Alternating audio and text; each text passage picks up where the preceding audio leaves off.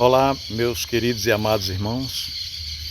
Em Gênesis capítulo 2, versículos 8 e 9, está escrito o seguinte: E plantou o Senhor Deus um jardim no Éden, na direção do Oriente, e pôs nele o homem que havia formado. Do solo fez o Senhor Deus brotar toda sorte de árvores agradáveis à vista, e boas para o alimento, e também a árvore da vida no meio do jardim, e a árvore do conhecimento do bem e do mal. Os versículos 16 e 17 dizem o seguinte: E o Senhor Deus lhes deu esta ordem: De toda árvore do jardim comerás livremente, porém, da árvore do conhecimento do bem e do mal não comerás, porque no dia em que dela comerdes, certamente morrerás. Meu irmão, minha irmã. Em Gênesis, capítulo 3, versículo 22, a Bíblia diz que o Senhor Deus disse: Eis que o homem se tornou como um de nós, conhecedor do bem e do mal. Agora, pois, cuidemos que ele não estenda a sua mão e tome também do fruto da árvore da vida e o coma e viva eternamente. Isso aconteceu logo após a queda, depois que o homem e a mulher comeram do fruto da árvore do conhecimento do bem e do mal. Meu irmão e minha irmã,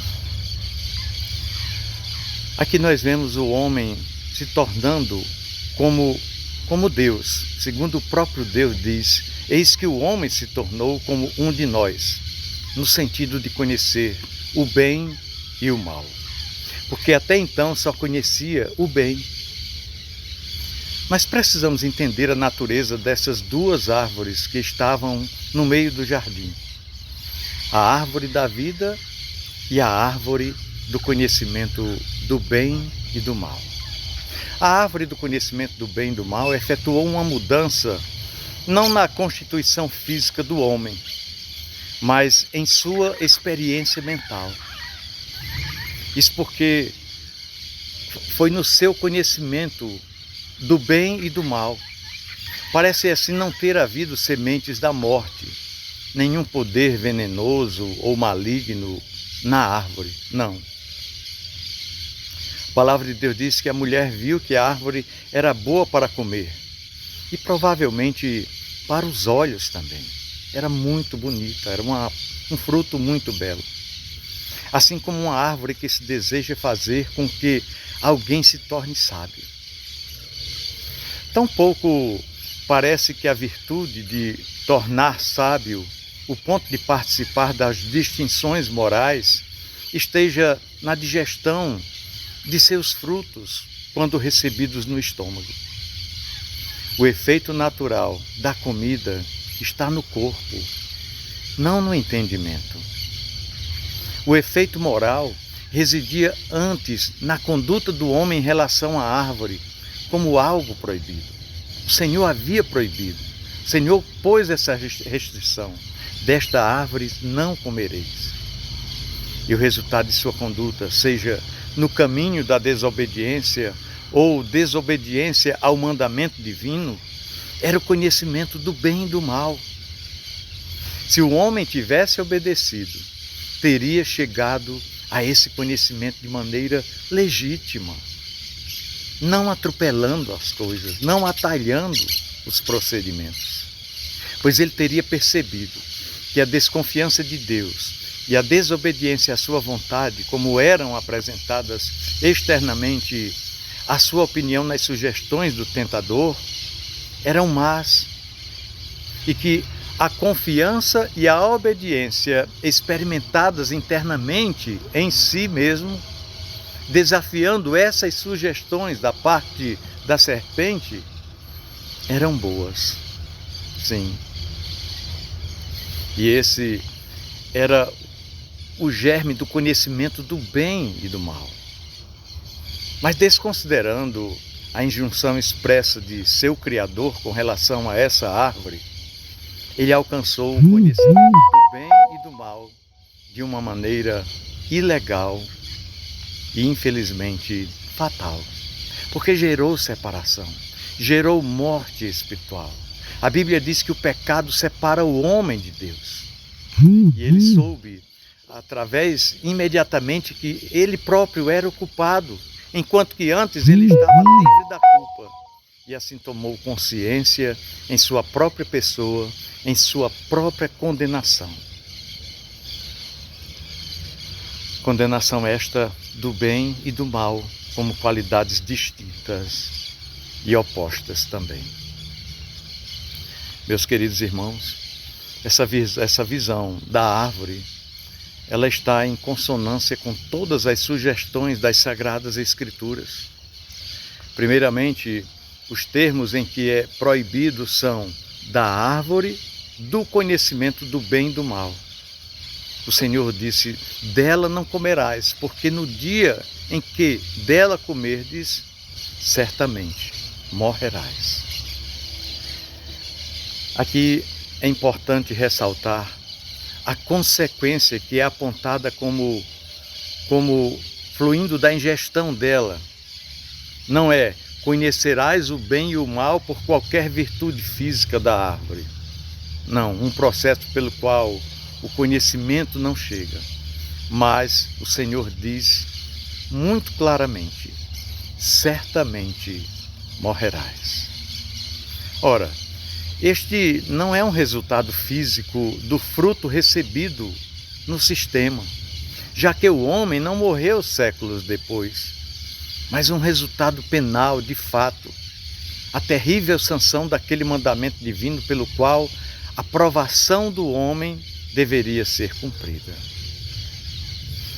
Segunda coisa que eu gostaria de destacar aqui é que os pontos destacados pela serpente, quando começou a dialogar com Eva, têm o mesmo efeito. Sugere que Deus não havia dado permissão para comer todas as árvores do jardim, quando na verdade isso não aconteceu. Houve a restrição de apenas uma árvore. Havia alguma reserva, sim. E essa reserva era uma lesão ao homem, que ele nega que a morte seja a consequência de comer a árvore reservada e afirma que benefícios especiais, como a abertura dos olhos e ser Deus no fato de conhecer o bem e o mal, seguiria. E assim o homem caiu em pecado. Em ambas as afirmações há equívocos. A morte não é de fato algo natural, não. Mas é a consequência legal da desobediência a uma ordem, a uma determinação que o Senhor havia estabelecido no capítulo 2 de Gênesis. Os olhos de ambos foram abertos e eles se tornaram como Deus, no sentido de conhecer o bem e o mal. Mas em ambos os casos, para a sua própria vergonha e confusão, em vez de sua glória e honra. Não é verdade? Só houve problemas. Eles viram que estavam nus. Essa foi a primeira consequência. E envergonhados e com medo. Eles conheciam o bem e o mal, mas eles sabiam que o mal estava presente, com eles, e que o bem lhes havia partido. Agora só ficava o mal. O terceiro ponto, irmãos, trata-se que na entrevista de Deus com os culpados também está de acordo com a mesma opinião. A pergunta para o homem é: quem te disse que você estava nu? O Senhor perguntou: comestes da árvore da qual eu te ordenei que não comesse? Então, vejamos aqui o teor dessa pergunta que Deus faz a Adão. Quem te fez saber que você estava nu? Não é: você já comeu da árvore do conhecimento do bem e do mal? Mas do que eu te ordenei que não comesse, pelo qual é indicado que não o caráter físico da árvore, mas o caráter moral da ação é o objetivo do interrogatório. Deus estava questionando isso, a questão da desobediência. Era o caráter moral que estava ali em evidência, nada de árvore, de fruto, de questões físicas, mas era a questão da obediência. A árvore então foi a ocasião ordenada para Deus se tornar Deus em conhecer o bem e o mal. Ele agora alcançara a segunda lição experimental de moral. Quando Deus lhe deu a lição teórica do mandamento, ele esperava que a prática fosse seguida. E ele agora diz: eis que o homem se tornou como um de nós, para conhecer o bem e o mal.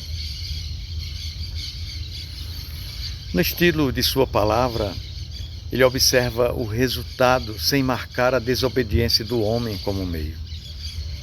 E isso é entendido pelas circunstâncias que seguem.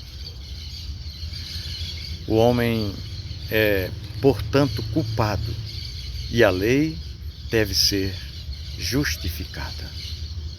É assim. A palavra de Deus nunca, jamais volta atrás. Por isso, acrescenta-se, para que ele não estenda a mão e também tome a árvore da vida e coma e viva para sempre. Então essa frase aqui é completada por um ato, não uma palavra, como veremos no próximo versículo. Medidas deveriam ser tomadas para impedir o seu acesso à árvore da vida, agora que ele incorreu na pena de morte. Então Deus expulsou o homem, tudo isso já foi um ato de amor, e impediu que ele voltasse e entrasse, porque se ele voltasse agora na condição de pecador e provasse do fruto da árvore da vida, iria se eternizar como um pecador, em sofrimento, em agruras, e a misericórdia de Deus atuou também aí. E a partir dessa frase conclui-se que a árvore da vida deve ter sido alguma virtude pela qual a estrutura humana deveria ser mantida livre, digamos assim, do envelhecimento da idade ou da deteriorização que termina na morte. O seu nome, a árvore da vida, concorda com essa conclusão. Somente nessa base a exclusão poderia ser punida com a desobediência e a ocasião da morte. Assim também, irmãos, nós podemos encontrar e responder a todas as dificuldades que a fisiologia apresenta à imortalidade do homem não cair. Nós temos registrado que havia uma virtude à base de plantas no paraíso, capaz de neutralizar os efeitos do desgaste da estrutura animal, do envelhecimento, do desgaste do corpo. E isso só confirma a nossa explicação da árvore do conhecimento do bem e do mal. A morte, que é preciso lembrar, é para um ser moral e responsável em um sentido mais abrangente. A exclusão das bênçãos da existência consciente e eminentemente a da complacência divina não era o efeito físico de sua existência. Não. Frutas sendo comidas, mas a consequência penal de um ato proibido, a questão do obedecer ou desobedecer. E essa consequência é provocada por um processo judicial especial, registrado no próximo versículo de Gênesis 3. As duas árvores se relacionam de uma maneira que toca o centro do ser moral do homem. Ou seja, faça isso e viva, é o ditado fundamental da lei moral. Sua contrapartida implícita é: se não fizer, morrerá. É simples assim. O ato de desobediência é evidentemente decisivo para toda a conduta, caráter e também para com a nossa relação com Deus. Portanto, necessariamente perde a vida que consiste no favor de Deus e em todas as consequentes bênçãos advindas da obediência. Então, as duas árvores correspondem à condição e ao benefício desse pacto essencial da lei. E o primeiro é exatamente o teste da obediência ou da desobediência do homem. E o outro benefício que é retido pela obediência e perdido pela desobediência. Meus queridos irmãos, o homem falha na obediência e perde a sua bênção. Portanto, a parte legal e a parte benéfica da aliança devem vir de uma fonte superior para todos os que são salvos. Nosso Senhor Jesus Cristo concede um e outro por sua obediência e por seu Espírito. Na forma antiga da aliança, da velha aliança, da aliança da graça, a Páscoa tipifica uma e circuncisa a outra. No novo, a ceia do Senhor e o batismo têm uma importância semelhante. Tudo isso, do primeiro ao último, indicou as duas partes essenciais da salvação, da redenção e da regeneração. Este é um exemplo muito claro da unidade e constância que prevalece nas obras de Deus. Grande abraço, meu querido irmão, minha querida irmã. Que Deus abençoe a sua vida, que Deus guarde e proteja a sua família. Um grande abraço.